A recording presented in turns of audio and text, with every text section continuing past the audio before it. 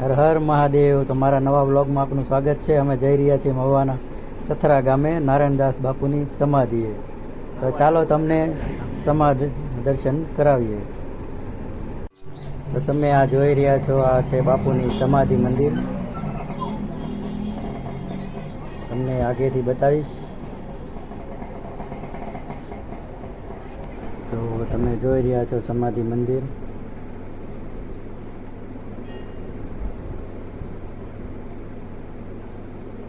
આ છે સમાધિ મંદિર, નારાયણદાસ બાપુની સમાધિ.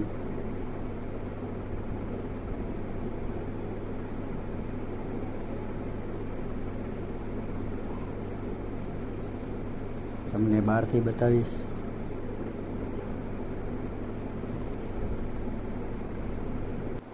તો આ છે સૂર્યકુંડ. કહેવામાં આવે છે કે બાપુએ સૂર્યદેવની તપસ્યા કરી હતી.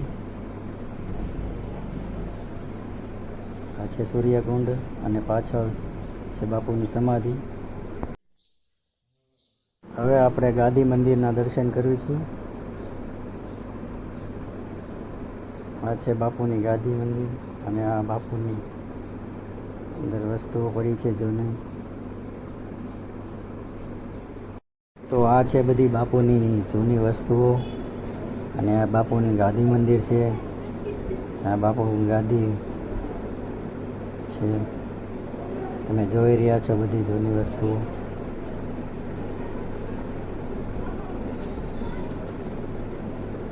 આ છે બાપુની ગાદી દર્શનના બાજુમાં છે ખોડિયારમાંનું મંદિર. આ એટલી વિશાળ જગ્યા છે. આ છે બાપુના જૂના યાદીના ફોટા કે તમે જોઈ રહ્યા છો. તમે જોઈ રહ્યા છો આ કેટલી વિશાળ જગ્યા છે.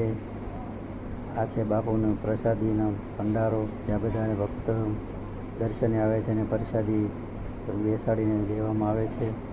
આ છે જગ્યા, તમે જુઓ છો.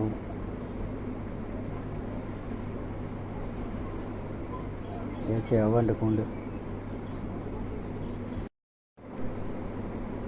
આ છે રસોડું પ્રસાદી બનાવવાનું, જ્યાં પ્રસાદી બને છે. આ છે પ્રસાદીનો ભંડારો, ત્યાં પ્રસાદ બને છે, મહાપ્રસાદ. તમે જોઈ રહ્યા છો બધું શાકભાજી છે. આ બટેકા.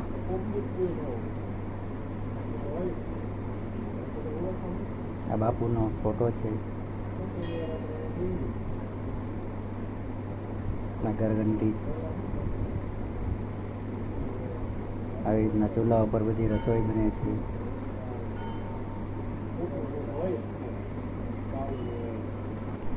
આ છે જગ્યાના વાસણ, એમાંથી બધાને જમવામાં પીરસવામાં આવે છે.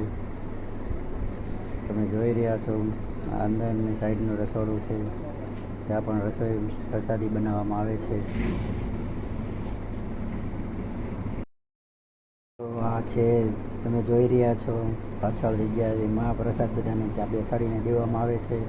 વિડીયો ગમ્યો હોય તો લાઈક કરજો, શેર કરજો અને જો કાંઈ ભૂલચૂક હોય તો માફ કરજો. કોમેન્ટ જરૂર કરજો. બોલો હર હર મહાદેવ. જય નારાયણદાસ બાપુ. બધાને શાંતિ રાખો.